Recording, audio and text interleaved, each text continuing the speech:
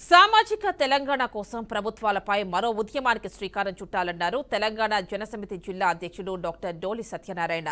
మహబూబాబాద్లోని Nalanda degree కళాశాలలో నిర్వహించిన తెలంగాణ నవనిర్మాణ సభ సన్నాహక సమావేశంలో ఆయన పాల్గొన్నారు.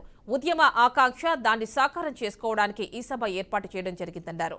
సామాజిక తెలంగాణ కోసం ప్రభుత్వాలపై మరో ఉద్యమానికి శ్రీకారం చుట్టాలని ఆయన పిలుపునిచ్చారు. ప్రజాస్వామ్య స్ఫూర్తికి విరుద్ధంగా ప్రభుత్వంలో ఉన్న పాలకులు వ్యవహరిస్తున్నారని ఆయన ఆవేదన వ్యక్తం చేశారు. గత బీఆర్ఎస్ పాలనలో జనం దగాపడ్డారని, కేసీఆర్ కుటుంబం బాగుపడింది అని అన్నారు.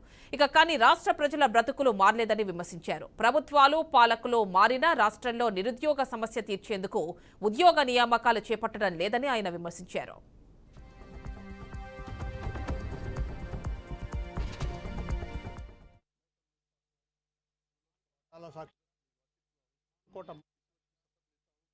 ఉద్యమాల నేపథ్యం కలిగిన ఈ నేల మీద మరో తెలంగాణ ఉద్యమ సంస్థకు అంకురార్పణ పురుడు పోసుకున్నటువంటి రోజుగా ఈరోజు చరిత్రలో ఉంటుంది.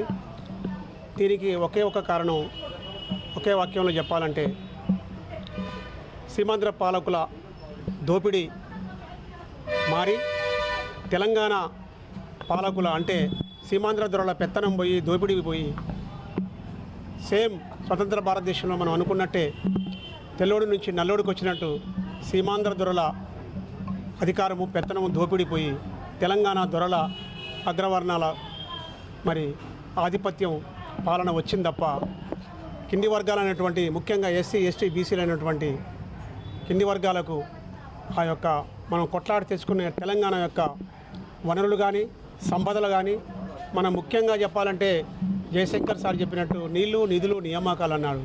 మనకు కింది వర్గాలకి నీళ్ళ వల్ల ప్రయోజనం లేదు, వస్తే అవి భూస్వాములకు వస్తాయి, లేదా పెద్ద పెద్ద మరి దేశముఖులకు వస్తాయి. వందల ఎకరాల వేల ఎకరాలకు ఉపయోగం జరుగుద్ది, ఎస్సీ ఎస్టీ బీసీలకు జరిగే ఉపయోగం ఏమీ లేదు.